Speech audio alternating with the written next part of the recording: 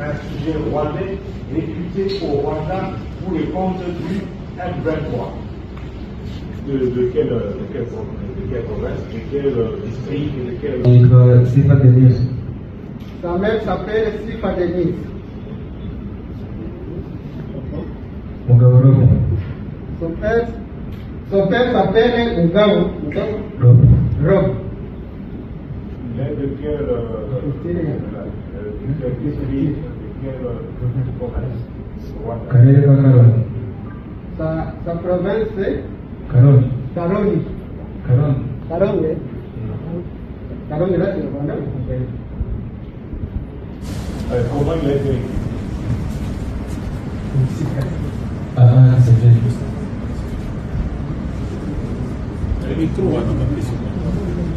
Il a été suivi, lui, livre quoi chez les M23? Non, muri ni M23. Abantu bari batubesha ngo baje kuduhereza akazi. Donc, pour lui, ils ont été recrutés sous forme de travailleurs. Ils ne savaient pas qu'ils venaient dans l'armée. Le troisième, c'est Biringiro.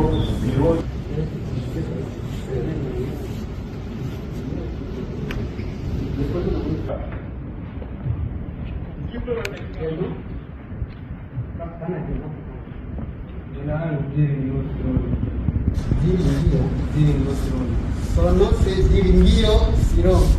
Mama Chantal Dinani. Il est de quel territoire? Pare Massisi. Il est de Massé. Et il a été recruté où? M23 ilifika kwetu kami na kukamata kupatro huye na kuwa mkashwe na kutosha mkashi na kuwa mafunzo ilikamata vile. Lui a été pris, on l'a mis au cachot, et puis après on l'a envoyé à l'instruction et on l'a...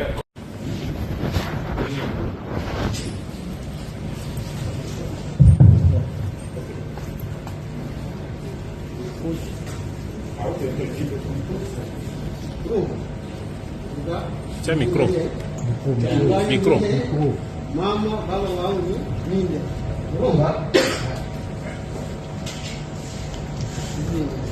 Izina ryanjye ni Nomugabo Samuel. Murugo ni mu Rwanda. Son nom c'est Nyita Nomugabo Samuel. Murugo ni mu Rwanda. Chez eux c'est au Rwanda. Mu karere ka Nyaruguru. Mu préfecture ya Nyaruguru. Intara y'Amajyepfo.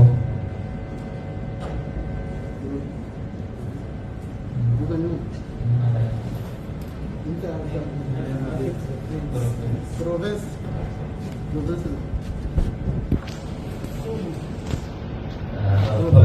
Papa yitwa Musoni Tadeo. Son père c'est Musoni Tadeo. Son père c'est Musoni Tadeo. Mama yitwa Mugirase Philomene. Sa mère c'est Muzira Philomene. Mugirase Philomene. Muzirase Philomene.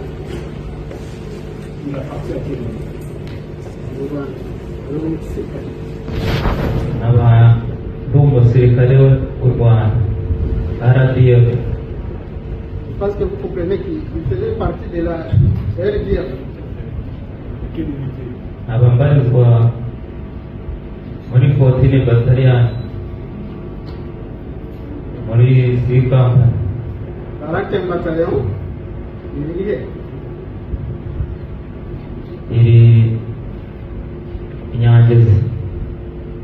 Il parle pour ce qui est connu par Nyangezi Military System.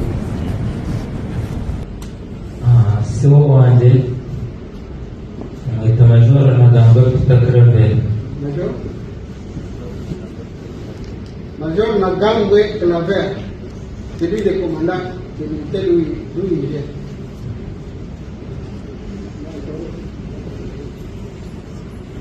J'espère que vous êtes satisfaits. C'est un militaire de l'armée rwandaise. Il a son bataillon. Et ce bataillon est déployé à Nyangezi. aborder, c'est la situation qui prévaut actuellement à Uvira. Vous suivez certainement avec intérêt tout ce qui se passe depuis le mardi de cette semaine autour de la présence à Uvira du général Olivier Gassita et tout ce qui se raconte sur sa personne.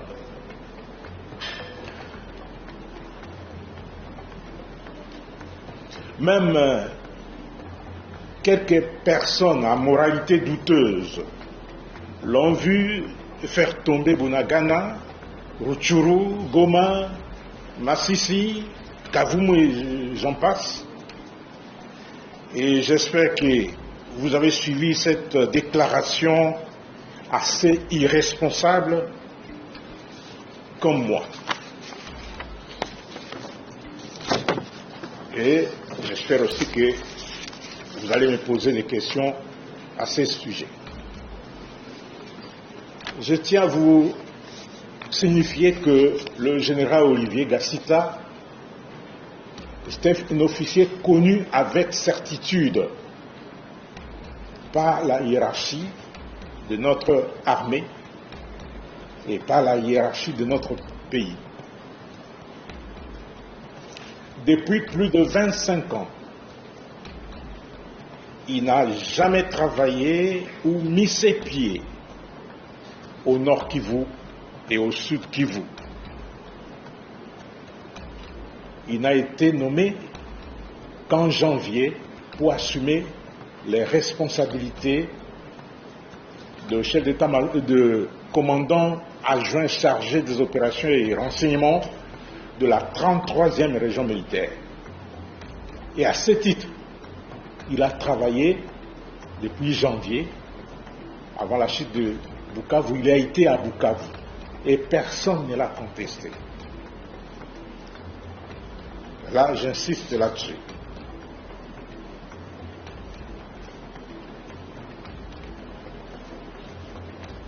En plus, comme je l'ai dit l'autre jour, un militaire, officier de surcroît, n'appartient pas à des communautés.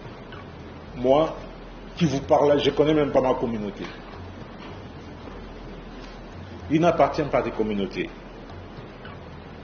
Il est au service de la nation tout entière et c'est le sens du serment que nous avons prêté en tant que militaires, en tant que soldats. Alors que des gens de mauvaise foi ne nous rabaissent pas dans des considérations communautaires. Un militaire communautaire n'existe pas. Et jusqu'aujourd'hui, je vous informe qu'il n'y a aucune autre ordonnance présidentielle qui a déchargé ses fonctions. Il est et reste commandant adjoint de la 33e région militaire et il a la charge des opérations et renseignements. Et je dois porter à la connaissance de l'opinion que la région militaire ne s'occupe pas directement des opérations. Le commandant de la région militaire, c'est le commandant Task Force. Il coordonne. Ce n'est pas lui qui combat sur le terrain. Et lui n'est pas commandant de la 33e région militaire, il est commandant adjoint. Il est sous les ordres du général Mwaku, qui est le commandant. Et comme il y a eu des problèmes à Bukavu, relâché de Bukavu, il a été rappelé ici, comme tous les autres commandants, et les investigations ont été menées, et comme lui, on n'a rien trouvé sur lui, il est rentré. Et ceux sur qui les problèmes se posaient, ils sont restés ici. Ils ont été interpellés.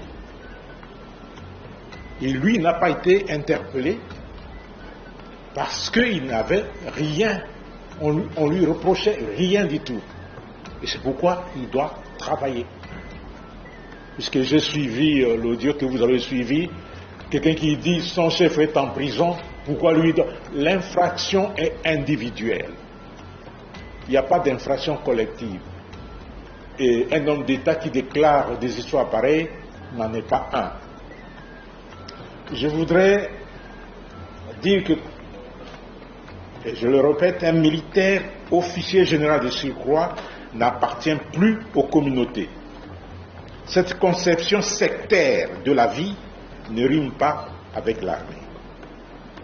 Les gens, même les intellectuels, se mobilisent contre le général Gassita comme s'il n'a jamais servi ce pays. Et vous êtes des journalistes, allez à Yumbi, allez à Bolobo, parlez du mal du général Gassita. Vous risquez d'être lapidé. Puisque c'est l'homme qui a ramené la paix à Yumbi. C'est l'homme qui a ramené la paix à Bolobo. C'est l'homme qui a ramené l'autorité de l'État dans cette partie-là. Et nous y reviendrons avec force de détail. Avec ce qui se passe à Uvira aujourd'hui, ils sont en train de tomber dans le piège tendu par l'agresseur. Ils sont en train de tomber bras et jambes liés dans ce que le ministre Mouyaya appelle toujours, et il a si bien qualifié, de poison rwandais. Ce sont les officines de l'ennemi qui ont monté ces histoires pour opposer les forces armées aux Wazalendo. Ils savent que si les forces armées et les Wazalendo sont ensemble, ils ne sauront pas faire quoi que ce soit. Ils ont tenté d'aller vers les hauts plateaux, et je vais vous donner les preuves tout à l'heure. Ils n'ont pas pu, parce que cette coalition des patriotes Wazalendo et des forces armées leur a empêché le passage. Et ils le savent. Et ils doivent manipuler certains Wazalendo acquis à leur cause pour semer le désordre et distraire les défenseurs de la République. Ça, c'est une véritable distraction née de suite de la manipulation orchestrée par l'ennemi, et il faudrait que les compatriotes Wazalendo qui aiment ce pays le savent. Ils doivent le savoir que l'ennemi risque de profiter de ces désordres pour nous charger. Et d'ailleurs, ils sont en train de se frotter les mains parce qu'on est en train de s'entre-déchirer entre nous. Et nous risquons de faire le lit de l'ennemi si nous ne nous réveillons pas à temps. Ressaisissons-nous. Nous devons nous ressaisir, chers compatriotes. D'ailleurs, au regard de ce qui se passe, les agresseurs sont en train de se réjouir parce qu'ils savent qu'ils risquent d'atteindre leur but à cause de la graine de division qu'ils ont sémée dans nos cœurs et dans nos comportements. Donc, chers compatriotes Wazalendo, vous devez savoir qu'il y a des livrets parmi vous. Il y en a qui servent l'ennemi. On va y revenir à l'étape de questions-réponses, mais nous ne manquerons pas effectivement de répondre aux questions sur ces sujets, et je suis sûr qu'il y en a beaucoup. Toutefois, les forces armées de la République démocratique du Congo appellent les uns et les autres au calme et à ne pas céder à la manipulation orchestrée par l'ennemi et au poison rwandais. Comme le dirait le ministre Patrick Mouyaya, l'agresseur veut nous diviser, nous devons nous concentrer à l'essentiel, c'est-à-dire à le combattre, à combattre cet agresseur et à lui barrer la route. Seul et divisé, on est faible. Nous devons rester unis et soudés comme un seul homme derrière les institutions de la République. Et à ce moment-là, la victoire finale sera congolaise. Ne dit-on pas que l'union fait la force? J'ai dit que j'attends.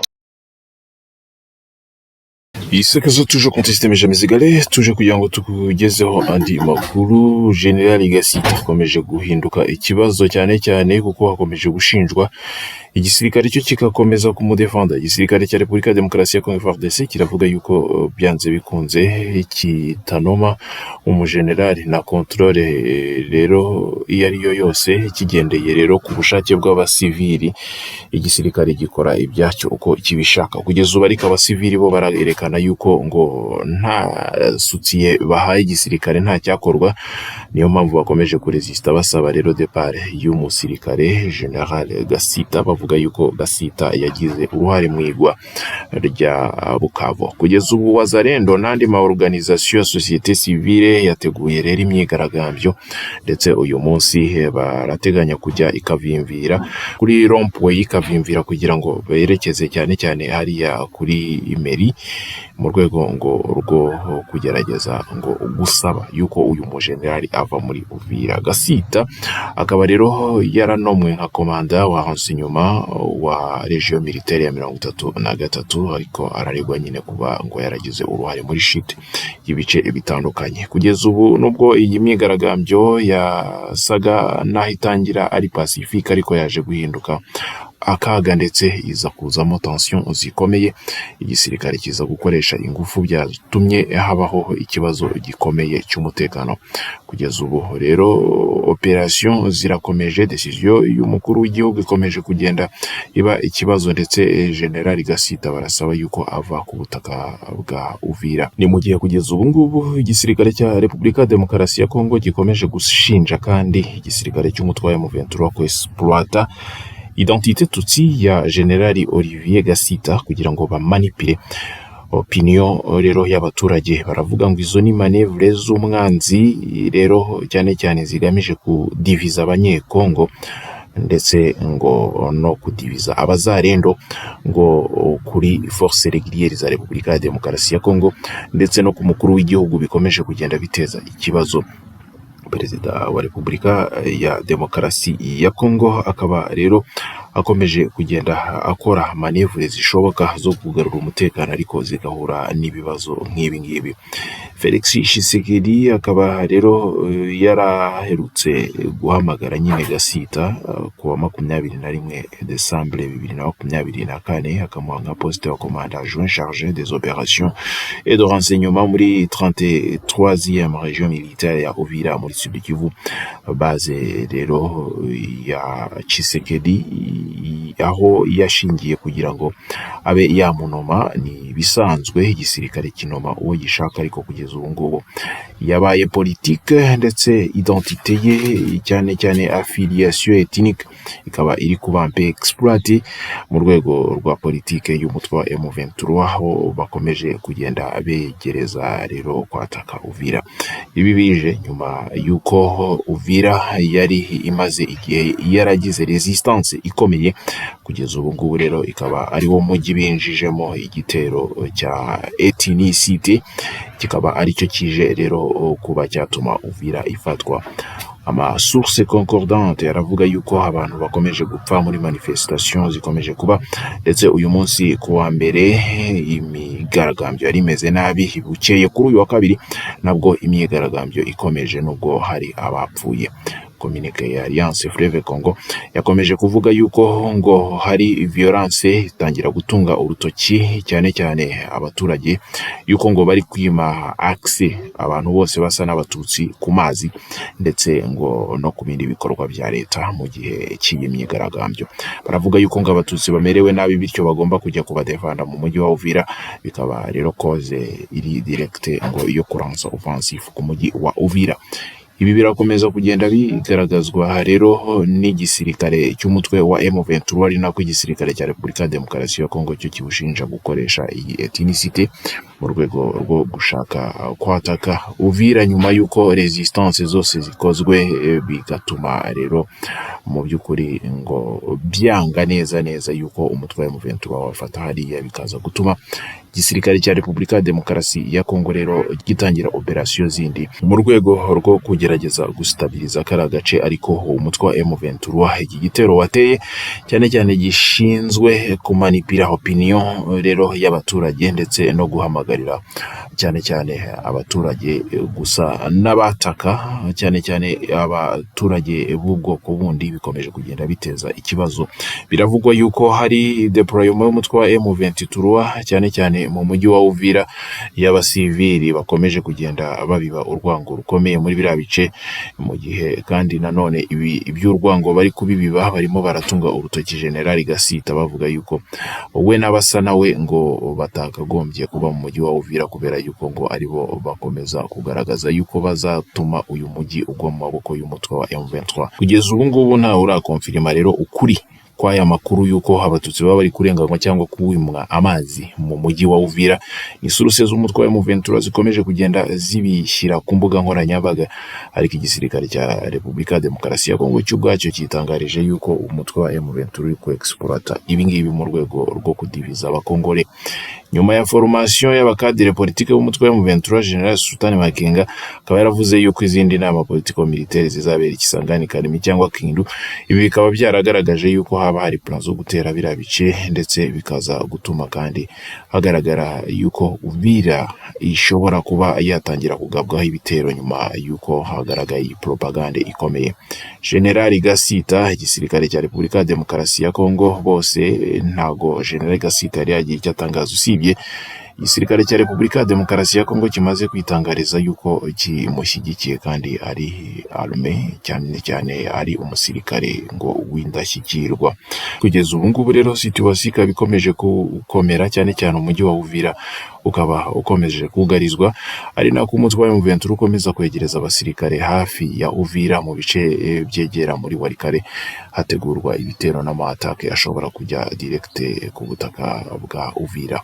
Tension zakomeje rero, yewe muri iki gitondo amagurupe atandukanye y'abazarendo akaba yakomeje nanone gutambagira mu mujyi wa Uvira, ndetse kugeza ubu situation ikaba ikomeje kugaragaza yuko nta mahoro ahari. Turakomeza tugukurikiranire gatanu ku kandi rero tuguhe n'izindi updates ni nyuma ariko y'igikomeje kuanarizwa cyane n'aba analyste politique cyo kuvuga yuko ngo igisirikare kidakontorora abazarendo kandi bafite imbunda banitwara gisirikare, bikomeje kugaragara nkaho byanze bikunze umujyi wa Uvira ushobora kuza kubamo genocide cyangwa se hakabamo amatake atandukanye mu gihe igisirikare cya Repubulika ya Demokarasi ya Kongo kitaba maso, cyangwa se ngo Felix Tshisekedi we ubwe abe maso kuri iyi situation yamaze kugirwa rero cause direct, aho rero nomination yakoze yabaye cause direct, ndetse ikaza kuzamo rero ibigaragaza nkaho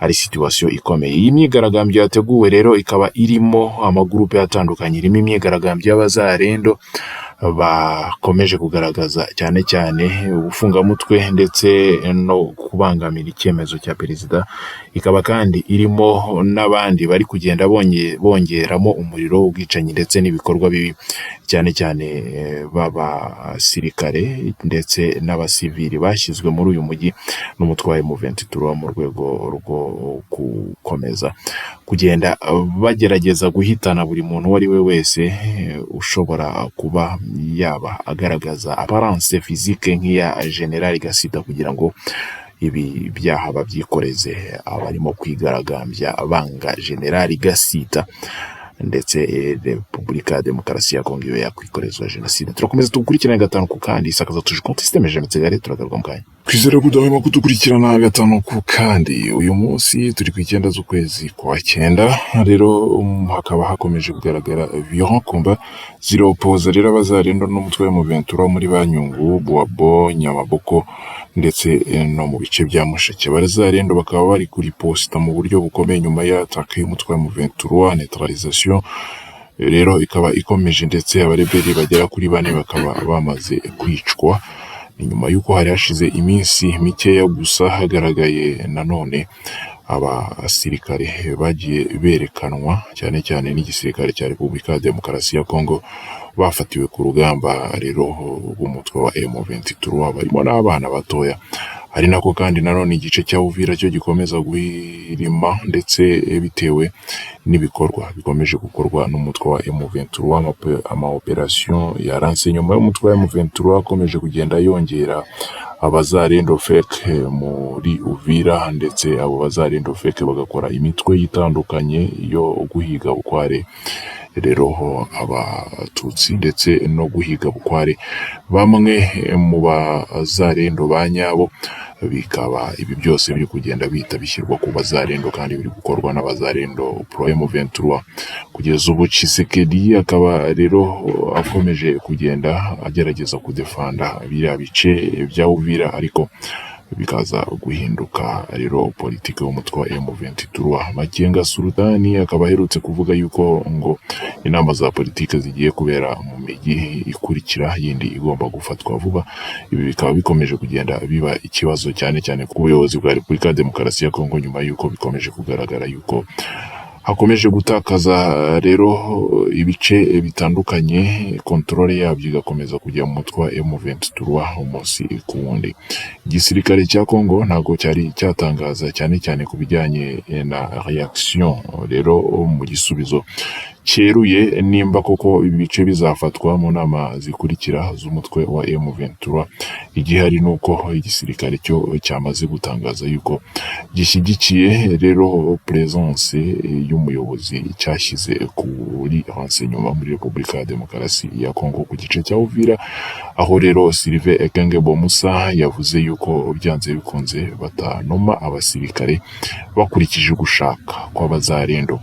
Mu gihe raporo nyinshi zikomeje kugenda kandi zigaragara zikomeje gushinja Repubulika ya Demokarasi ya Kongo participation ngo mu ntambara, aho kandi Kongo ikoresha ngo aba FDLR, aho kandi rero Repubulika ya Demokarasi ya Kongo yahakanye yivuye inyuma gukorana na FDLR nk'uko bikomeje kugaragara rero muri aya maraporo. Felix Tshisekedi akaba akomeje kugenda yohereza abamvuabe cyane cyane abasirikare batandukanye ndetse bumwe akohereza n'abambasaderi mu bice bitandukanye mu rwego rwo kugerageza gukorana na diplomasi anti-Rwanda. Kugeza ubu rero coordination irakomeje ndetse ku ruhande rw'umutwe wa M23 no ku ruhande rw'umutwe wa FARDC hakaba hakomeje kugenda hagaragara amaramforo. Ni mu gihe kandi recruitment ikomeje ndetse umutwe wa M23 ukaba ukomeje kugenda mobiliza abasivili mu rwego rwo kubaha imyitozo ndetse no kubaha rero amaformation y'imiyoborere, ari nako Repubulika ya Demokarasi ya Kongo ku rundi ruhande nayo ibikora. Abanyekongo bakomeje kugenda bahura n'izi ideology ndetse zaba pro FARDC ndetse na pro M23, bikaba bikomeje kugenda bigabanya ibice bitandukanye birimo Sud Kivu ndetse na Nord Kivu. M23 uravuga yuko ufite intego zo gukuraho ubutegetsi bw'Kinshasa ndetse ukarestora ubutegetsi bwawo, ariko Kinshasa yo ikavuga yuko nta buyobozi bw'umutwe wa M23 buriho, ahubwo ari occupation ndetse na balkanisation bikorwa n'igihugu cy'u Rwanda. Turakomeza tukurikiranire gatanu ku kandi sakaza tuje konti system Jean Mezigale. Turawukunda gukomeza dukurikirana.